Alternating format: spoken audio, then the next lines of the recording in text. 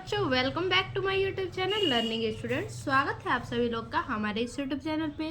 तो आज हम लेके आए हैं जो क्लास 10th के बच्चे हैं उनके लिए यूपी बोर्ड एग्ज़ाम जो देने वाले हैं उनके लिए ये क्वेश्चन है 20 MCQ क्वेश्चन जो मोस्ट इम्पॉर्टेंट हैं, आपके एग्ज़ाम में आएंगे ही आएंगे। ठीक है, तो इसको आप अच्छे से अपने कॉपी पे लिख लीजिएगा, अपने दिमाग में सेटअप कर लीजिएगा। ठीक है, तो देखिए MCQ क्वेश्चन कौन कौन से हैं। सबसे पहला क्वेश्चन हमारा क्या है, अंजलि काव्य के रचयिता है। अंजलि काव्य के रचयिता कौन है?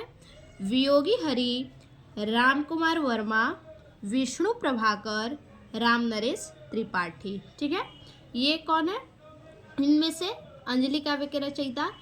तो ऑप्शन पहला हमारा सही होगा, वियोगी हरि। अंजलि काव्य के रचयिता हैं वियोगी हरि। ठीक है, अब देखिए इसके बाद दूसरा है, हिंदी गद्य के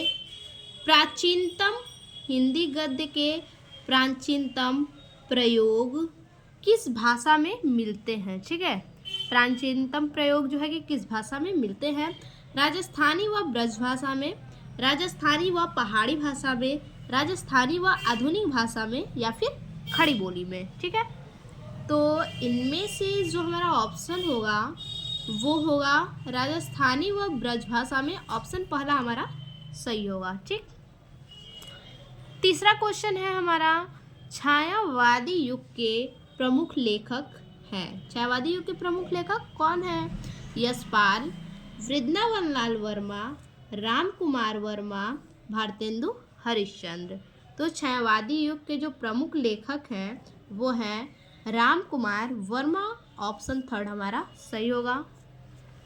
उसके बाद चौथा क्वेश्चन है हमारा, गुलाब राय द्वारा रचित आत्मकथा कौन सी है? गुलाब राय द्वारा रचित आत्मकथा इन चारों में से कौन सी है? मेरा जीवन प्रवाह, मन की बातें, मेरी असफलताएं, नई पौधे। तो जो गुलाब राय द्वारा रचित है वो आत्मकथा है मेरी असफलताएं। ऑप्शन तीसरा हमारा सही है। 5 नंबर क्वेश्चन है, अजातशत्रु किस विधा की रचना है? संस्मरण, रेखाचित्र, नाटक, कहानी। तो अजातशत्रु जो विधा है वो है नाटक। ऑप्शन तीसरा हमारा सही है। अब देखिए 6 नंबर क्वेश्चन है, तितली उपन्यास है। तितली उपन्यास के लेखक या रचयिता कौन है? तो तितली उपन्यास के लेखक जयशंकर प्रसाद, जैनेन्द्र, प्रेमचंद, यशपाल। तो इनमें से जो उपन्यास के लेखक हैं वो हैं जयशंकर प्रसाद। ऑप्शन पहला हमारा सही होगा। 7वां क्वेश्चन है हमारा, सूरज का 7वां घोड़ा किस विधा की रचना है? ठीक, सूरज की 7वां घोड़ा जो है कि किस विधा की रचना है? उपन्यास, नाटक, आत्मकथा, काव्य। तो इनमें से जो हमारा ऑप्शन होगा सूरज का 7वां घोड़ा, ये हमारा उपन्यास विधा की रचना है। ऑप्शन पहला सही होगा। उसके बाद 8वां क्वेश्चन है हमारा, परीक्षा गुरु के लेखक हैं। परीक्षा गुरु के लेखक कौन है? इंशा अल्लाह खां, प्रेमचंद, लाला श्रीनिवास दास, सदासुख लाल। तो परीक्षा गुरु के जो लेखक हैं वो है लाला श्रीनिवास दास। ऑप्शन तीसरा हमारा सही होगा। उसके बाद अगला क्वेश्चन है 9 नंबर, भारत दुर्दशा रचना है। भारत दुर्दशा जो है कि किसकी रचना है? भारतेंदु हरिश्चंद्र, भूषण, राम कुमार वर्मा, राय कृष्ण दास। तो इनमें से भारत दुर्दशा किसकी रचना है? तो भारत दुर्दशा जो है कि भारतेंदु हरिश्चंद्र की रचना है। ऑप्शन पहला हमारा सही होगा। अगला है 10 नंबर, शुक्ल युग के लेखक। ठीक, शुक्ल युग के लेखक हैं। शुक्ल युग के लेखक कौन है? महावीर प्रसाद, प्रेमचंद्र, गिरधर दास, प्रताप नारायण मिश्र।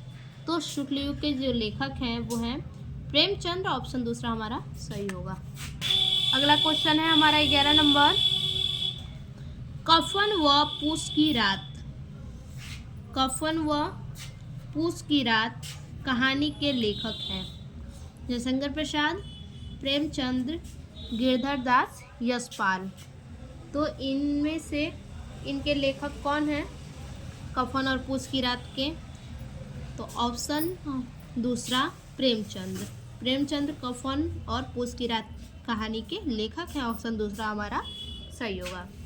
उसके बाद 12 नंबर क्वेश्चन है, सिंदूर की होली के नाटककार हैं? सिंदूर की होली के नाटककार कौन है? जयशंकर प्रसाद, राम कुमार, लक्ष्मी नारायण मिश्र, हरिकृष्ण प्रेमी। तो सिंदूर की होली के नाटककार जो हैं वो हैं लक्ष्मी नारायण मिश्र। ऑप्शन तीसरा हमारा सही होगा। अब 13 नंबर क्वेश्चन देखिए। 13 नंबर क्वेश्चन है, रूस में 25 मास यात्रा वृत्त के लेखक हैं? रूस में 25 मास यात्रा वृत्त के लेखक कौन है? डॉक्टर नगेंद्र, प्रभाकर माचवे, रामवृक्ष बेनीपुरी, राहुल सांकृत्यायन। तो इनमें से जो यात्रा वृत्त के लेखक हैं वो हैं राहुल सांकृत्यायन। ऑप्शन चौथा हमारा सही होगा। उसके बाद 14 नंबर क्वेश्चन है हमारा, बजे पायलिया के घुंघरू के लेखक हैं? बजे पायलिया के घुंघरू, इसके लेखक कौन हैं? कन्हैयालाल मिश्र, देवेंद्र सत्यार्थी, माखनलाल चतुर्वेदी, रामवृक्ष बेनीपुरी। तो इनमें से जो लेखक हैं वो है कन्हैयालाल मिश्र। ऑप्शन पहला हमारा सही होगा। 15 नंबर क्वेश्चन है, रीति काल को अलंकृत काल किस विद्वान ने कहा है? ठीक, रीति काल को अलंकृत काल किस विद्वान ने कहा है? विश्वनाथ प्रसाद मिश्र, मिश्र बंधुओं ने, रामचंद्र शुक्ल, जॉर्ज रियर्सन ने। तो इनमें से जो हमारा ऑप्शन होगा वो होगा मिश्र बंधुओं ने। रीति काल को अलंकृत काल मिश्र बंधुओं ने कहा है। ऑप्शन दूसरा हमारा सही होगा। अगला क्वेश्चन है 16 नंबर, कौन सी कृति रीतिकालीन कवि देव की नहीं है? इनमें से कौन सी कृति है जो रीतिकालीन कवि देव की नहीं है? कवि प्रिय, भाव विलास, भवानी विलास, रस विलास। तो इनमें से जो हमारा ऑप्शन होगा वो होगा कवि प्रिया। ये रीतिकालीन कवि देव की नहीं है कृति। ठीक, उसके बाद 17 नंबर हमारा क्वेश्चन है, द्विवेदी युग की विशेषता है? इनमें से द्विवेदी युग की विशेषता कौन सी है? इतिवृत्तात्मकता, श्रृंगार एवं प्रेम, नारी सौंदर्य का चित्रण, इनमें से कोई नहीं। तो द्विवेदी युग की जो विशेषता है वो है इतिवृत्तात्मकता। ठीक, ऑप्शन पहला हमारा सही होगा। उसके बाद है 18 नंबर, 1943 ईस्वी में प्रकाशित तार सप्तक का संपादन किसने किया? रामविलास शर्मा, अज्ञेय जी, प्रभाकर माचवे, गिरजा कुमार माथुर। तो इनमें से जो तार सप्तक का प्रकाशन किए हैं वो हैं अज्ञेय जी। ऑप्शन दूसरा हमारा सही होगा। 19 नंबर क्वेश्चन है, राम की शक्ति पूजा व कुकुरमुत्ता। राम की शक्ति पूजा व कुकुरमुत्ता किसकी रचना है? निराला जी की, जयशंकर प्रसाद की, राम नरेश त्रिपाठी की, महादेवी वर्मा की। तो इनमें से जो रचना होगा ये रचना जो है निराला जी के द्वारा लिखा गया है। ऑप्शन पहला हमारा सही होगा।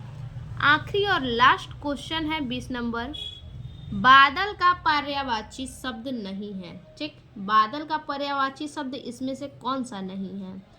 नीरद तोयद, अम्बुद पयोद, जलद पाथोद, जलज पंकज। तो देखिए बादल को नीरद तोयद कहा जाता है, अम्बुद पयोद भी कहा जाता है और जलज पंकज भी कहा जाता है, और यहाँ जलज है, जलज भी कहा जाता है, यहाँ है पाथोद। तो पाथोद बादल को नहीं कहा जाता है। तो ऑप्शन तीसरा हमारा इसमें सही होगा। ठीक, तो फिर से मिलते हैं ऐसे एक और नए वीडियो में, तब तक के लिए धन्यवाद।